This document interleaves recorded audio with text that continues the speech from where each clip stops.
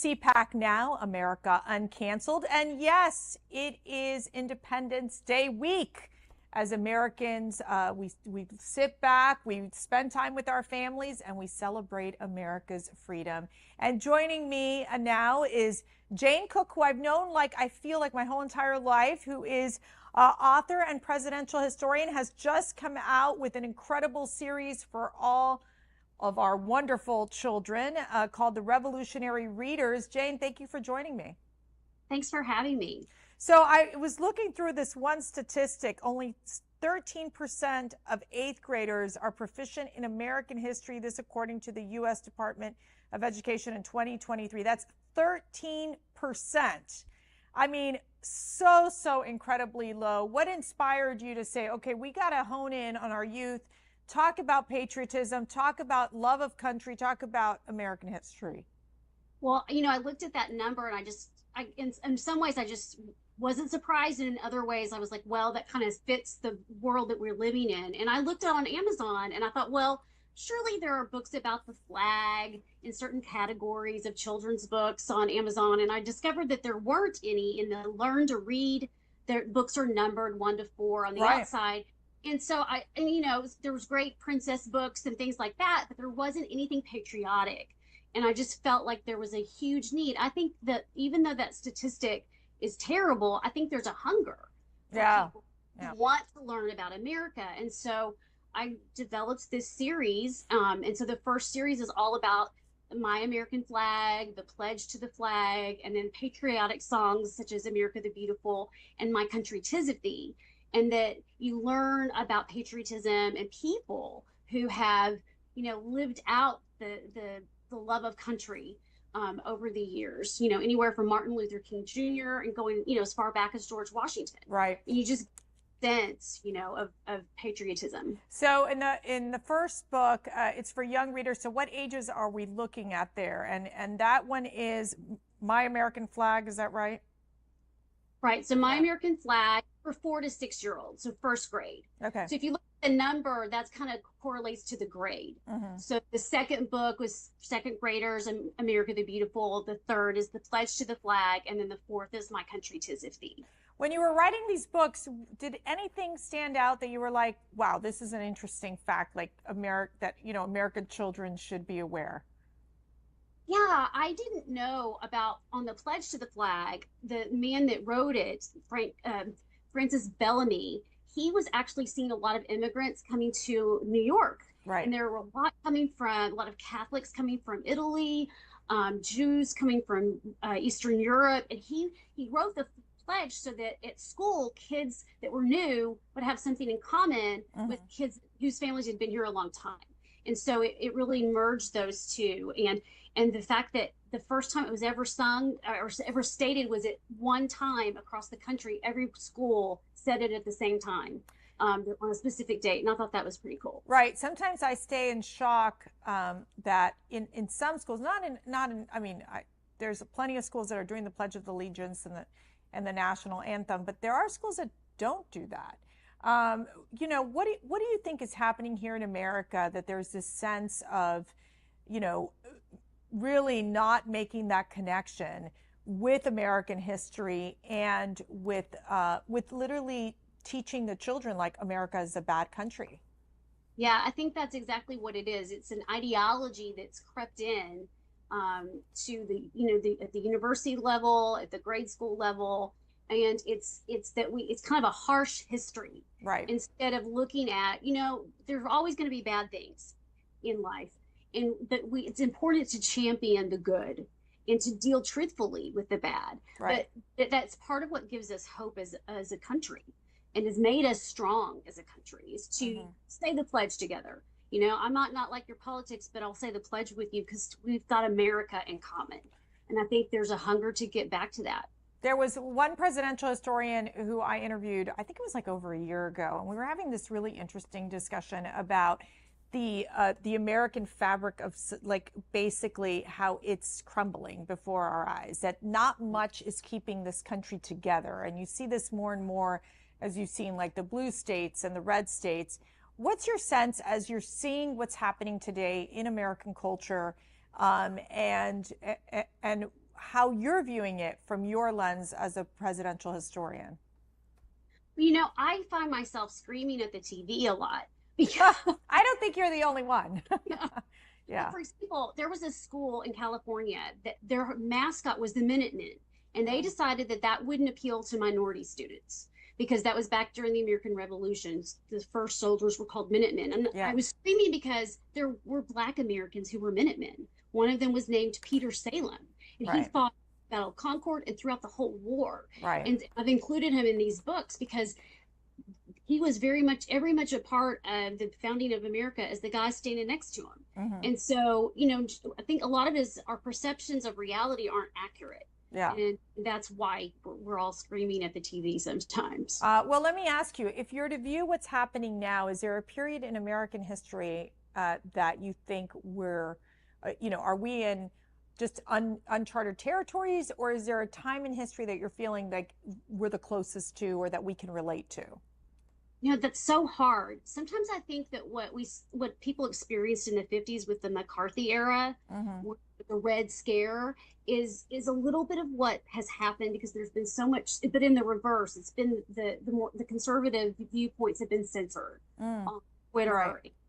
and the free speech is only for me, not for thee kind of attitude. And we need truth does surface to the top. I think we've seen that. Right. And truth does come out at the end and it does surface. And I think that hopefully we're starting to trend more that direction than we were a couple of years ago. I think things are a little bit better. And I think you're seeing the politics shift too in America, where you see President Trump getting all these thousands of people to his rallies in places that Hmm. were blue, like New Jersey. And I think that's part of the hunger of wanting to feel good about America. Yeah, and I do think there's so many parents like us that are basically wanting to instill these American values. And these American values are that of freedom and strength and strong families and, love of country and respect for our military and literally respect for each other. And I think there's so many families trying so hard, yet they feel as if they have to be silenced in terms of their or quiet in terms of their conservative views. Jane, I think this is is this what you're experiencing, especially when you're saying, okay, look, you have these resources like the revolutionary readers. I mean, what do you tell parents when you're basically talking about your books? I went to a homeschool conference and talked with parents there, and they just hadn't seen anything like my set of books, and they were buying them in sets Yeah. because they wanted to not just learn about the flag, but they wanted to learn about the pledge and the songs and teach their songs to their children. And Yeah. there was a desire to connect to this kind of content. The content is there. Mm. It's just connecting to it. And I'm reaching out right now to schools. Every public school principal in South Dakota heard from me last week to let them know, hey, this is how these books fit your social studies standards. So I'm currently going through all the social studies standards across the country and I want to help them see how they can use these books to teach the That's history. brilliant. That is brilliant. So, and we go through this period of time where you've seen these school boards like pushing like these sexually explicit materials. I mean, when you watch something like that happen and you're like, wait a second, instead of doing that, of pushing these sexually explicit materials to our young children, why not teach them about the Pledge of Allegiance? I mean, can you believe that's where we are in society right now? It's stunning to me. I never would have thought we would have been here. But right, it's not only cutting and getting rid of the explicit material, but it's putting forward positive, uplifting, family oriented, and racially diverse. These books are very diverse ethnically, and I Right. did that purposefully because Right. I want you to be able to see yourself in the books. Yeah. And yeah, so that's an important I'm thing. talking with Jane Cook, presidential historian and author of lots of books, but The Revolutionary Readers is your first one, which is this incredible series.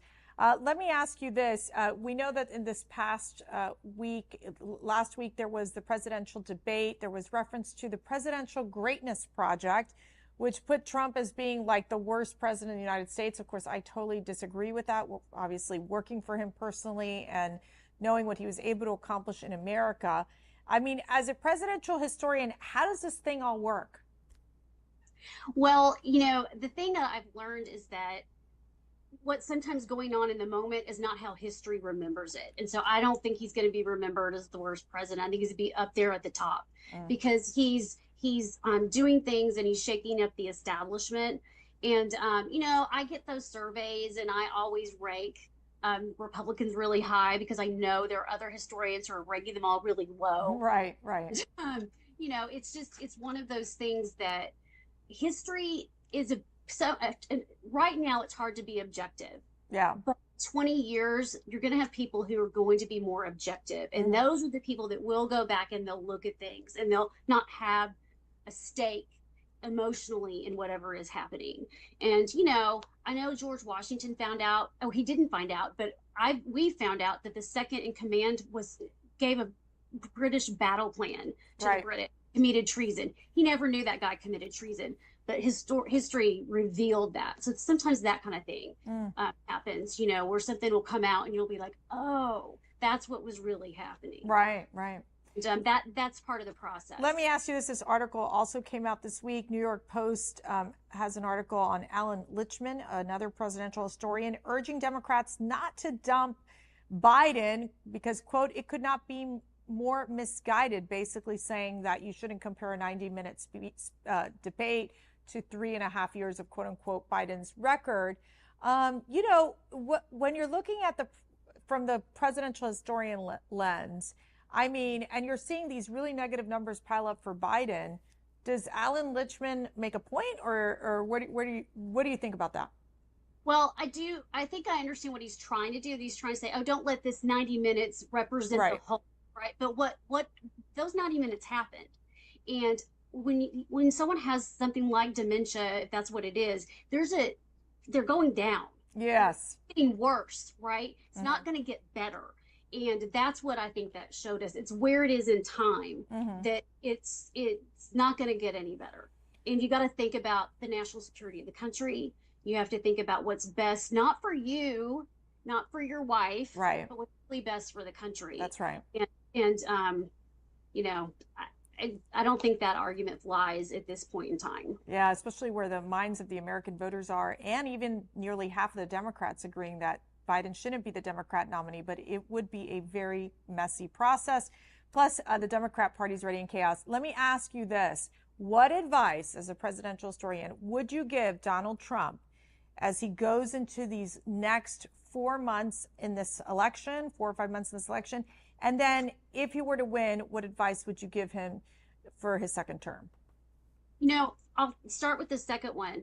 I really think that President Trump is well positioned, that he can really champion America's 250th and make that part of his presidency to gin up excitement about celebrating America's 250th birthday in 2026, because he's already hinted that that's something he's going to do. And I think that would, the movie Rocky came out during America's 200th. Yeah. And, we need that kind of thing.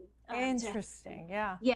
Yes. And so, as far as getting to that point, I loved the debate. I thought he did a very good job.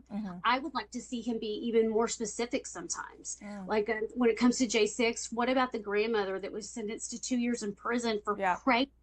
Like bringing the human story out more and more. And he can do that, and he does do that. I'd like to hear, that's what I wanted to hear more of at the debate, were those stories that help refute. Oh, well, great advice. Where can parents and aunts and uncles and grandparents, where can they get your revolutionary readers for their kids and grandkids and nephews and nieces? They can get it on Amazon.com, JaneCook.com, BarnesandNoble.com. So it's out there. It's available. I hope that this whole series ends up in all of the different schools, and parents out there, you should be calling your school districts and being like, hey, we really should include this series in our library. It's so critical. It's so important. And as parents and teachers, we have a responsibility that we teach them about our flag, about why our country is so great and how so many men and women fought so hard to keep our country free. Any last thoughts, Jane? No, just that, love of country is just really special and it's really important. And this is a great way to share your love for America with your children. Great. Jane Cook, Thank you so much for joining me. Thank you so much. And thank you all for watching CPAC Now. And remember, you can always catch us on wherever you listen to your podcast or go to cpac.org for more.